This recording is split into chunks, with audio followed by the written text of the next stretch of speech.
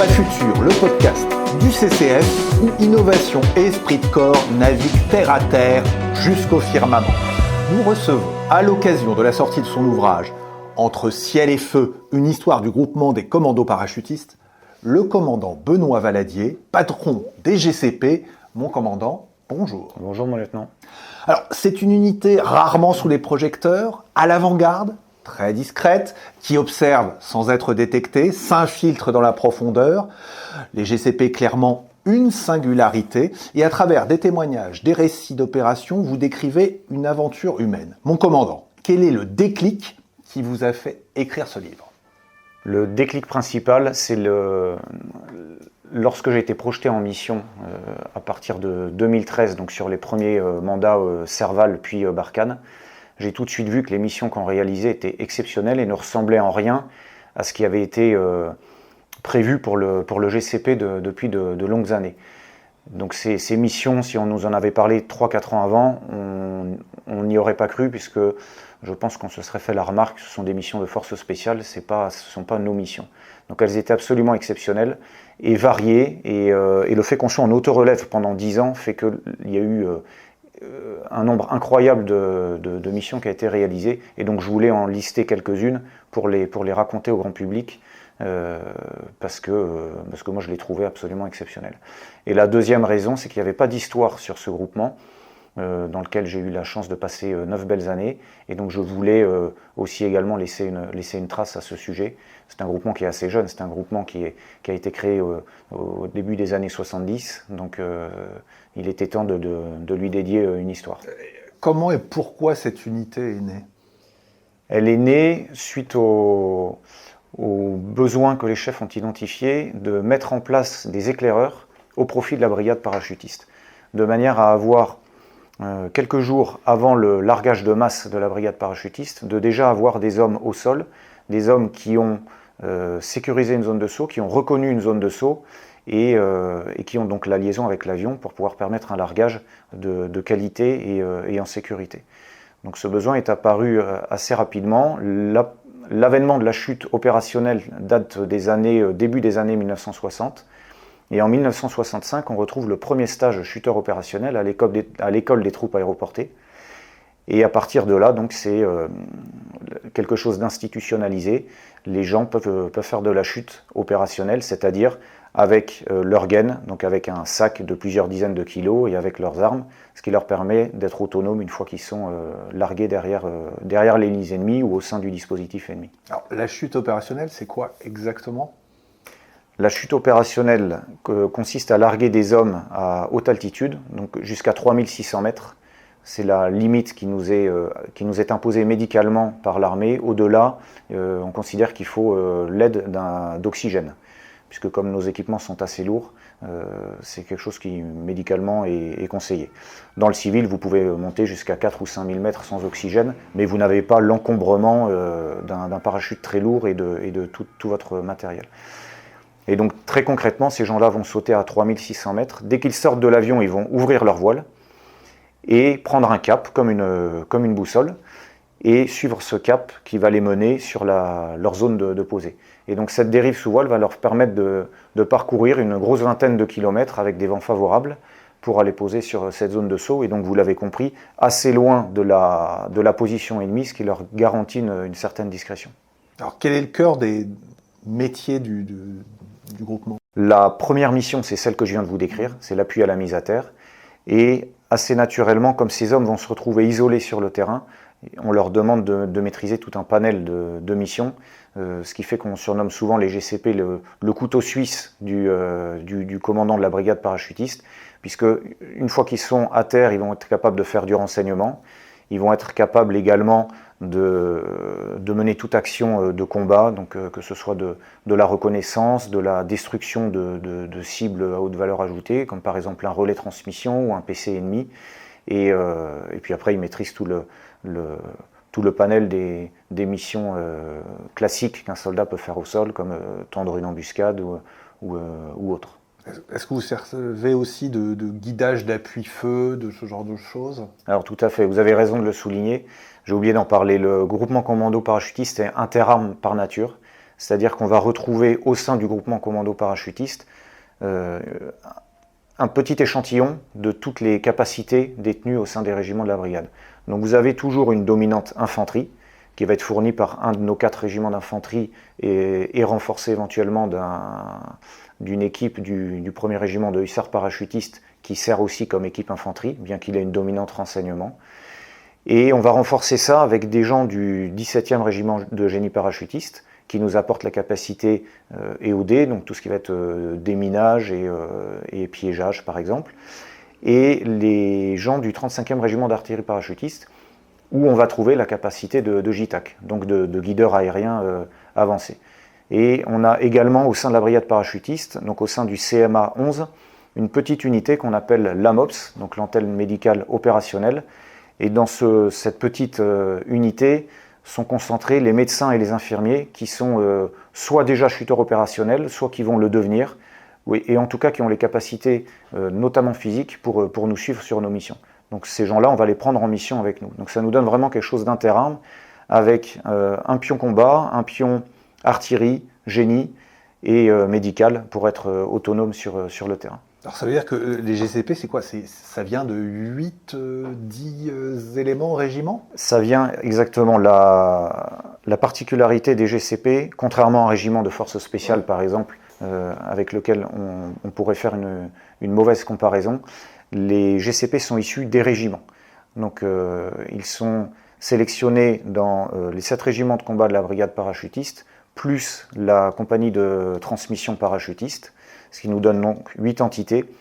Et donc chaque entité va faire ses propres tests, qui se ressemblent tous, il n'y a pas trop de mystère là-dessus, et donc recrute ses propres personnels. Une fois qu'elle a sélectionné et recruté ses personnels et qu'elle les a mis à niveau, elle nous les confie une fois par an pour le stage qu'on appelle le stage Jetberg, qui est le stage le tronc commun, formation initiale des commandos parachutistes. Et donc pendant ces 4 mois sur le stage Jetberg, on prend tous ces personnels et on va les former pour qu'ils puissent opérer avec des procédures communes.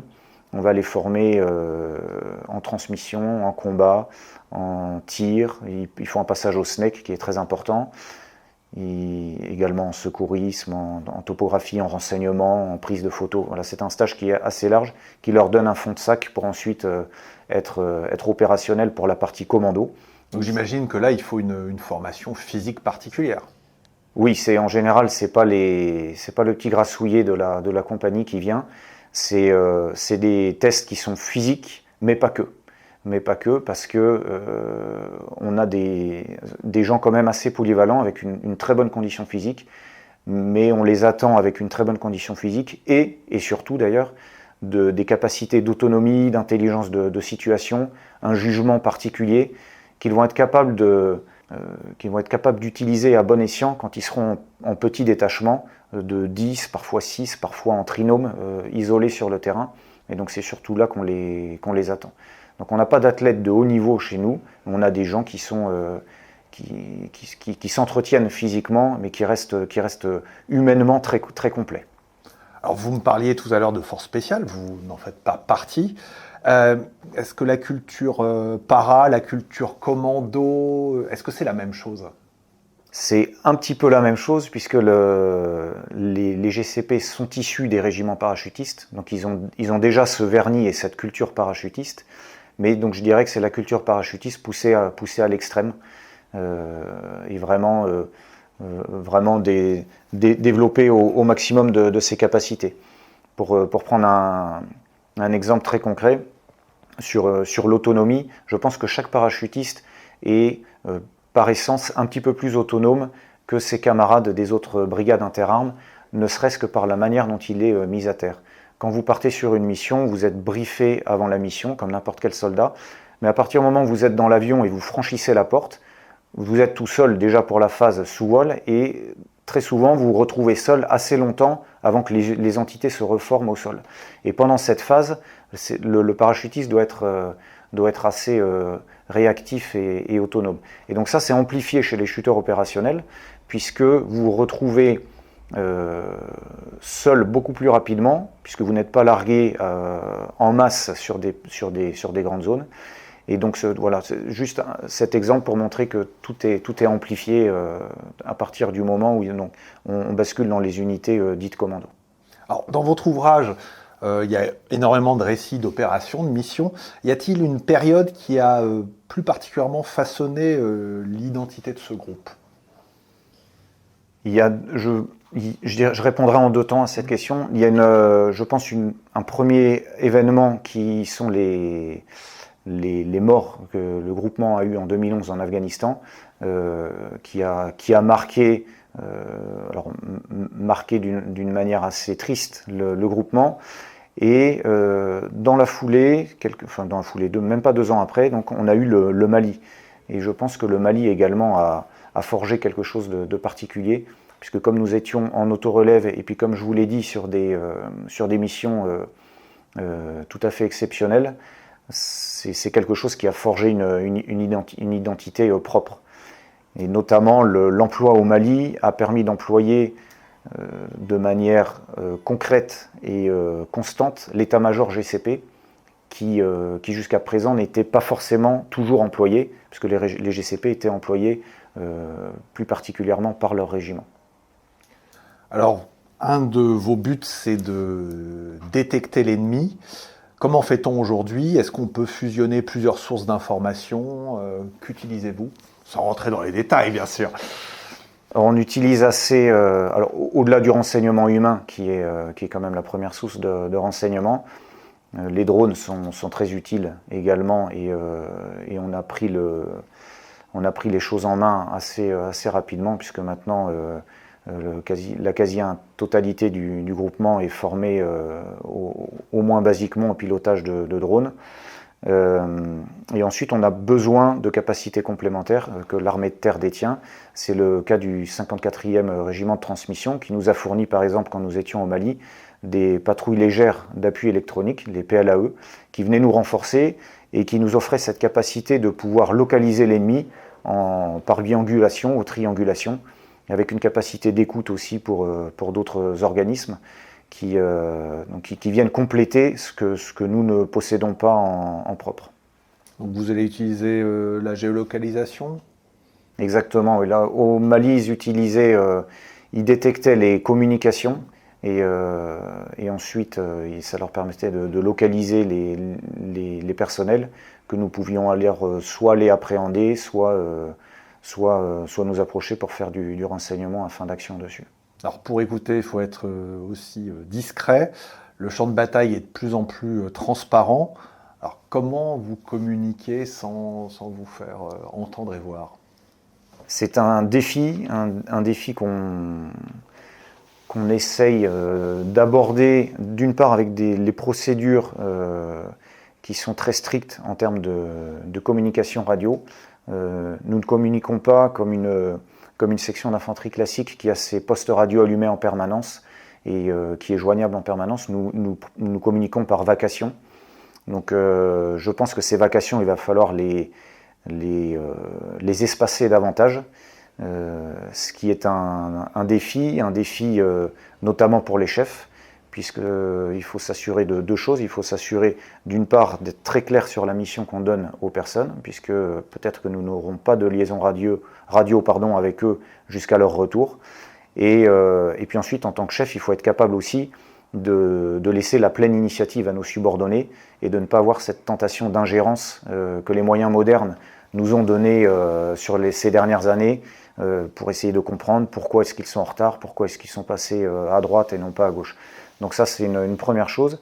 Et ensuite, il y a les procédés très classiques, la boîte aux lettres morte, toutes ces choses-là, qu'on apprenait un petit peu en stage commando. Tout le monde le fait, même sur un moniteur commando classique au SNEC. Et donc ça, c'est des choses qui vont forcément revenir à l'ordre du jour pour limiter les communications.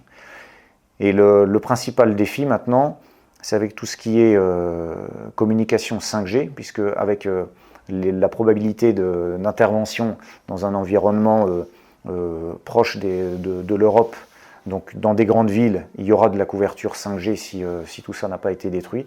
Donc ça, il faut savoir, pareil, travailler intelligemment là-dedans, sans se faire détecter, Et là aussi, c'est un nouveau domaine qu'on explore complètement, sans partir de zéro, puisqu'il y a d'autres unités qui ont déjà travaillé sur ce type de problématique. Alors le combattant, on l'a compris, sera un système de combat connecté, peut-on dire. Mais où est le curseur entre la performance technologique, qui peut être un appui, et puis justement, vous, ce que vous devez être, discret, léger. Alors, pour moi, la base, il y a une base qui reste incontournable, le fondamental qui reste la formation humaine et rustique du soldat, puisque la qualité dépendra toujours de la qualité de l'homme. Et ensuite, donc, ce soldat, on peut venir y agréger tout ce qu'on veut en termes de technologie, et ça ne viendra qu'en aide de ce qu'il sait déjà faire. Petite question pour revenir à la formation. Vos opérateurs, ils ont quel âge, ils ont quelle ancienneté déjà dans le corps des parachutistes? Les plus jeunes vont avoir à peu près 23 ans, je dirais, c'est-à-dire ce qui laisse le temps à un jeune d'être rentré à l'armée, d'avoir fait ses premières, une ou deux premières OPEX, et puis ses stages de qualification, ce qui nous permet d'avoir des gens avec un petit peu de maturité. Donc ça va être pour les plus jeunes, et puis ensuite, il n'y a pas de limite d'âge à proprement parler, mais en général, les gens arrivés à la trentaine, légèrement passés, ne viennent plus trop, parce qu'il y a quand même les sélections sont rudes, et donc il faut que la personne qui débarque à 34 ans chez nous puisse suivre le jeune de 23 sur sa formation, par exemple. Donc ça donne quand même des unités assez jeunes, et qui restent assez jeunes, puisqu'il y a un taux d'usure qui est quand même très marqué, puisqu'on demande beaucoup à nos GCP, on leur demande une disponibilité permanente. Le groupement arme une alerte, donc l'ENU, l'échelon national d'urgence, à 12 heures toute l'année. Donc en permanence, il y a 37 commandos qui sont toujours d'astreinte. Donc ça, c'est quelque chose qui est assez contraignant. Et puis ils s'entraînent beaucoup, on les envoie souvent à droite à gauche pour se faire entraîner, et là-dessus viennent s'ajouter les missions. Donc c'est des gens qui vont rester une petite dizaine d'années en moyenne. Après on retrouve toujours des extraterrestres qui arrivent à tenir la route jusqu'à 40 ans passés, et on en a besoin parce que ça crée aussi de l'expérience. Alors vous parlez d'une unité jeune en âge, donc peut-être férue de technologies modernes. Le drone est un game changer. Est-ce qu'il a changé la mission? Qu'est-ce qu'on peut voir? Est-ce que vraiment vos opérateurs se les sont appropriés? Alors ils se les sont appropriés très vite. Comme je vous le disais, là on est tous formés au moins au pilotage basique de drone. Et très rapidement, on a mis le pied avec les premiers retours d'Ukraine dans les drones FPV, qui offrent des capacités nouvelles, puisque ce sont des drones qui peuvent être fabriqués par l'opérateur et qui peuvent emporter beaucoup de choses, notamment des munitions. Donc ça, c'est quelque chose dans lequel on a mis le pied très rapidement. Et la brigade également a mis le pied très rapidement là-dedans, puisqu'elle a développé, donc avec un ancien GCP d'ailleurs, le drone Fronde, qui emporte une munition, qui est un obus de mortier de 81, qui est fixé dessous, et donc qui est une munition téléopérée pour aller détruire un véhicule blindé à distance. Également, en ce moment se déroulent les journées au CETD, donc qui est le centre d'entraînement drone de la brigade à Kélus, et donc là sont présentées toutes les capacités que détient la brigade, dont notamment une munition appelée FF-17, qui est une munition avec des capacités de destruction antipersonnel et anti-char, et qui est modulable à souhait. Donc là, c'est une nouveauté qui est en train d'aboutir, et qui va pouvoir être employée très bientôt, donc par le GCP et puis par l'armée de terre derrière, puisque le but, c'est pas de travailler pour soi, mais c'est dès qu'on a des petites innovations comme ça, d'en faire bénéficier tout le monde. Alors on peut céder de drones, mais on peut aussi les subir. Alors comment vous gérez la menace? C'est à la fois compliqué et facile. Compliqué puisque comme nous sommes à pied, nous sommes très vulnérables, mais ça nous offre aussi la possibilité de nous diluer assez facilement. Et je pense que notre survivabilité sur le champ de bataille, on ne peut l'acquérir qu'en travaillant en essaim, c'est-à-dire vraiment en petits groupes, en descendant jusqu'au trinôme, voire binôme, et en ayant cette capacité à se diluer dans la zone pour être le moins détectable possible, et si nécessaire, l'essaim se reforme pour se densifier et aller mener une action particulière. Donc ça, la dilution, c'est une première chose. Et la deuxième chose ensuite, c'est toutes les capacités modernes qu'on a, donc c'est-à-dire les ponchos thermiques par exemple, et on voit beaucoup là, ça revient du front ukrainien également, des espèces de ponchos comme nos anciennes Ghillie Suite, mais en version réduite, qui offre une capacité de dissimulation rapide et que chaque combattant peut avoir sur lui en permanence.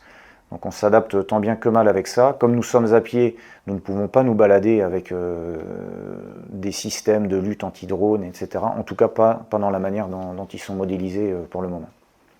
J'allais oublier, GCP, vous êtes parachutiste, et j'ai cru comprendre, des conditions extrêmes. Voilà, vous descendez de haut. Le saut a-t-il changé en 20 ans? Les basiques n'ont pas changé. C'est-à-dire que la manière de procéder pour mener une infiltration sous voile, par exemple, n'a pas changé. On a toujours ce qu'on appelle un compas boule. Donc c'est le même type de boussole qu'on retrouve dans un avion ou dans un bateau pour marcher à l'azimut.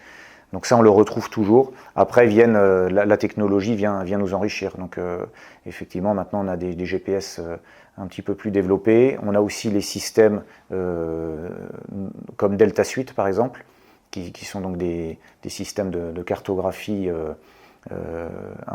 qui permettent en temps réel de travailler en équipe et avec une notion tactique aussi dessus, donc qui permet de renseigner utilement une carte. Donc tout ça vient augmenter les capacités du parachutiste, mais le saut en lui-même n'a pas changé. Ce qui a changé en 20 ans, par contre, ce sont les voiles. Parce que jusqu'à présent, nous avions un parachute qui s'appelait l'ARZ G9, qui est un parachute qui a plusieurs dizaines d'années, avec lequel nous avons réalisé toutes nos infiltrations sous voile sur les 10 ans au Mali, par exemple. Maintenant, il y a le SMTC OPS qui arrive, donc qui est le système de mise à terre des shooters opérationnels. Et ce parachute nous offre des capacités augmentées puisqu'il a une voile beaucoup plus performante. Est-ce que c'est important que ça soit plus léger ou ça ne rentre pas Ça peut rentrer en ligne de compte, mais en l'occurrence, on ne gagne pas beaucoup en poids une fois qu'on l'a sur les épaules. Ce qui joue, il y a plusieurs choses qui jouent. Il y a les capacités d'emport de la voile. Avec le G9, nous pouvions monter en masse totale équipée à 160 kg, tandis qu'avec le SMTC OPS, nous pouvons monter jusqu'à 200 kg pour un parachutiste classique. Je ne vous parle pas d'un pilote tandem, là je parle vraiment d'un parachutiste avec uniquement ses équipements et son sac. Donc une capacité d'emport qui est augmentée, et le vrai game changer sur le SMTC OPS, c'est la finesse. Ce qu'on appelle la finesse d'une voile, c'est le rapport entre la distance horizontale parcourue comparée à la hauteur perdue. En fait, on calcule ça sur 1000 mètres. Donc un G9 avait 2,9 de finesse. Donc c'est-à-dire qu'en ouvrant à 1000 mètres, vous touchiez le sol 2,9 km plus tard. Le SMTC OPS est à 4,5. Donc on n'a pas doublé, mais pas loin. Presque, ouais. Donc c'est ce qui nous offre du coup la possibilité de réaliser des infiltrations sous voile qui vont pouvoir passer d'une petite trentaine de kilomètres à quasiment 50 km pour la même hauteur de largage, à savoir 3600 mètres. Est-ce que ça change votre façon d'opérer, d'être encore plus loin derrière les lignes ? Alors, ça peut nous aider à aller plus loin derrière les lignes, mais je pense que c'est surtout intéressant à prendre en compte pour être largué plus loin des lignes ennemies au départ du coup, puisque si l'ennemi est équipé de défense solaire ou de système radar, c'est ce qui va nous offrir une protection maximale. Après, ça ne change rien, puisqu'une fois que vous êtes sorti de l'avion, vous prenez un cap, ça dure plus longtemps sous voile, c'est tout.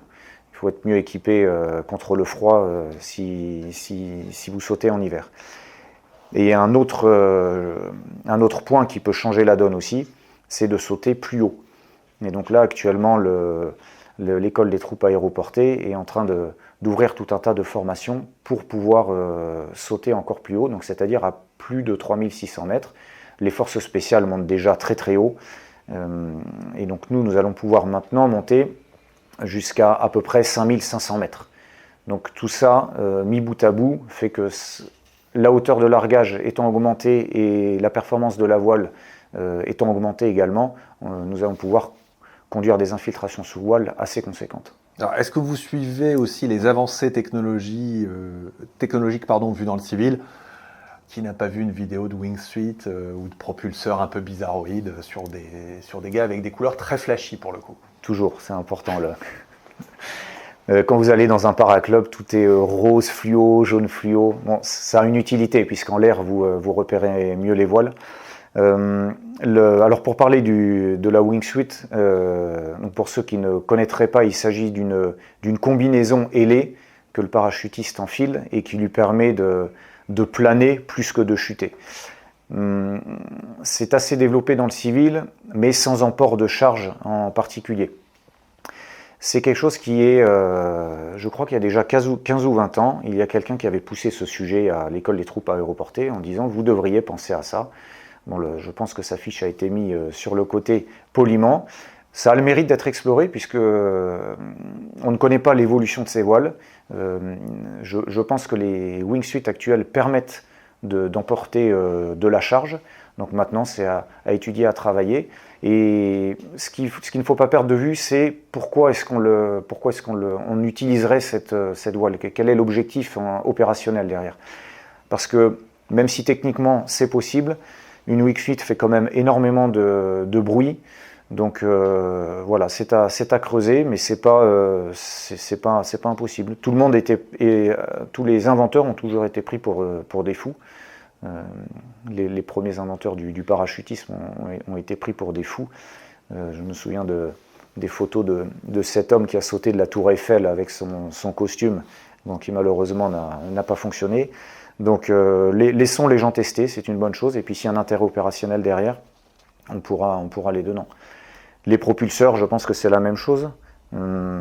Après, il faut trouver une utilité pour l'unité qui l'utilise.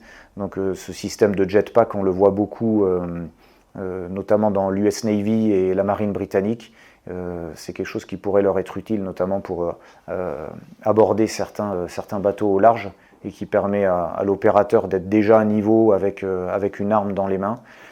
Voilà, je pense que ça demande à être développé aussi, parce que nous ne sommes pas des unités d'intervention très ponctuelles, type GIGN par exemple. Nous, on est plus au niveau donc tactique et donc on est amené à durer sur le terrain. Et pour le moment, ce type de technologie ne permet pas l'emport de charges lourdes. Alors, vous parliez de réflexion tactique, et puis tout à l'heure de rétex, et particulièrement avec l'Ukraine. Est-ce que ce théâtre d'opération ne vous fait pas dire que ça va être difficile d'être parachutiste dans les prochaines années? Il sera toujours possible d'être parachutiste dans les prochaines années. Je pense que là, on a trop tendance à se focaliser sur l'Ukraine telle qu'elle est actuellement, c'est-à-dire avec un front qui est gelé. Le parachutiste, c'est une force de projection, et donc on l'utilisera toujours, que ce soit pour ouvrir un front, donc c'est-à-dire dans le temps zéro, pour permettre la mise en place du gros des troupes. Et quand bien même, une fois que le conflit est gelé, effectivement, on ne va pas pouvoir faire du largage de masse. Par contre, les petites actions commando vont toujours être possibles, mais là, plus dans les intervalles ou sur des objectifs moins défendus, donc c'est-à-dire loin du front général.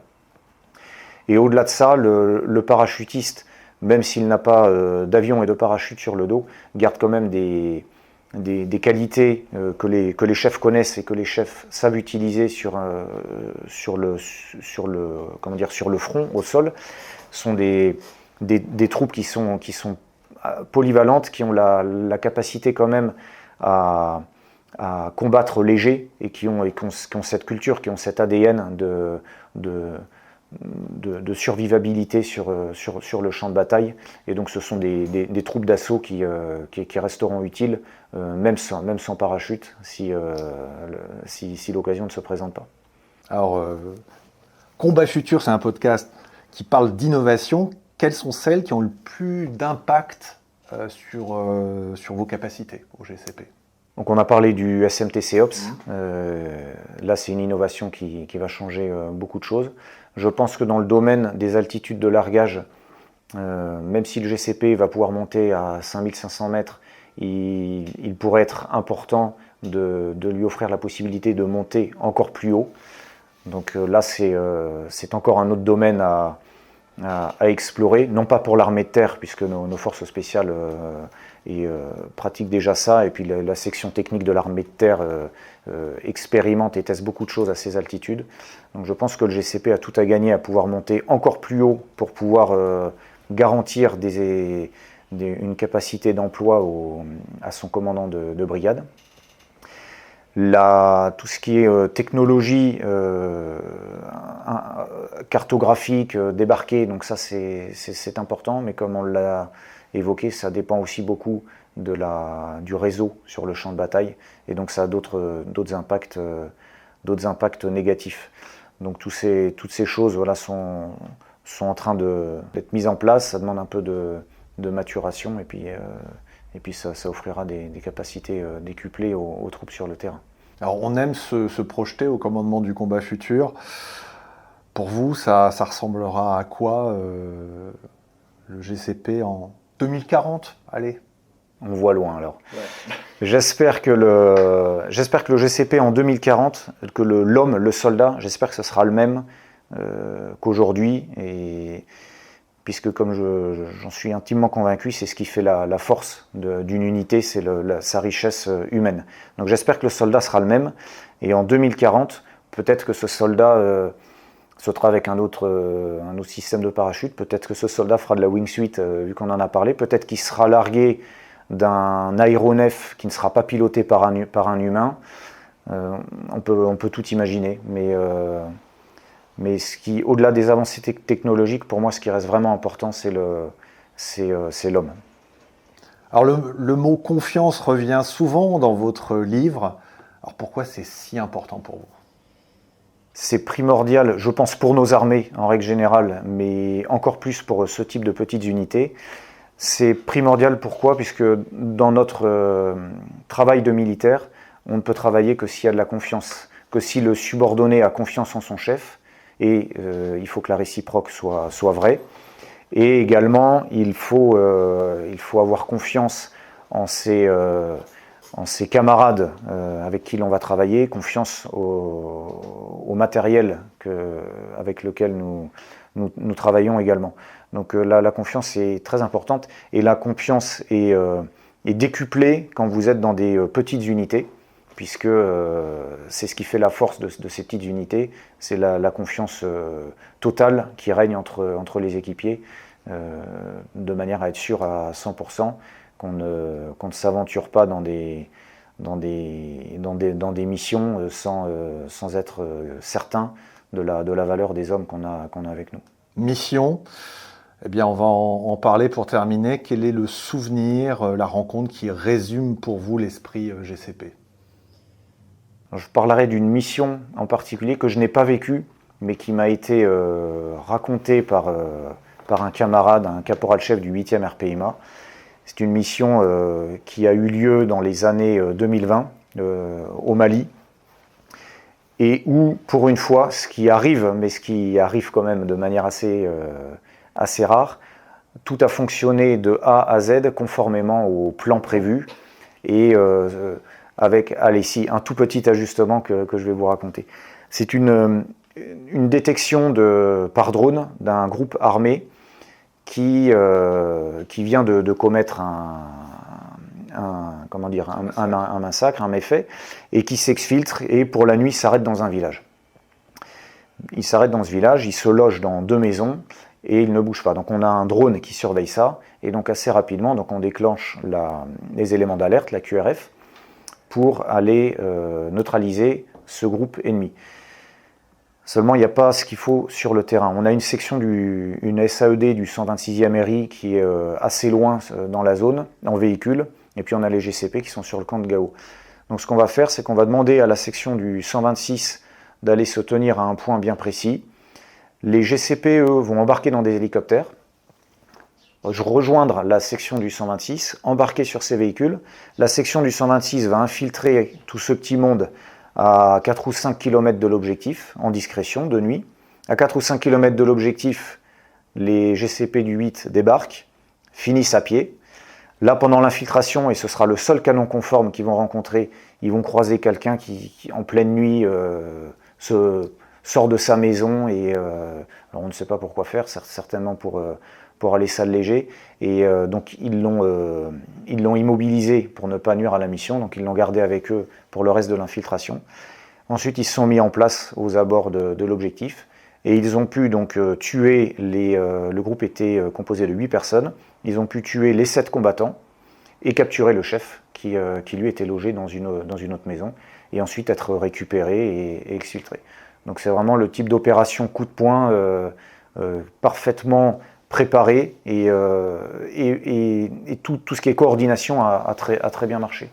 Donc ça, je pense que ça résume bien l'esprit des GCP, c'est cet esprit commando où on aime bien tout préparer, on liste tout ce qui est canon conforme, et puis quand il y en a un qui se présente, s'il est prévu, c'est encore plus simple, mais même s'il n'est pas prévu, on a cette réactivité pour s'adapter et puis quand même conduire la mission. Ceci, mais aussi bien d'autres anecdotes et histoires des missions du GCP, on le retrouve dans Entre ciel et feu, histoire du groupement de commandos parachutistes, et c'est aux éditions Mareuil. Merci, commandant Benoît Valadier, d'avoir su incarner les évolutions et innovations du GCP en gardant à cœur les spécificités humaines de cette unité de l'ombre. C'était Combat Futur, un podcast de son commandement qui fait ses ailes sans pépin, n'est pas para qui veut. En stick ou solo, à la porte, on attend le go pour déposer ou passer de nouveaux brevets sans se satelliser, on l'espère. Bonjour chez vous.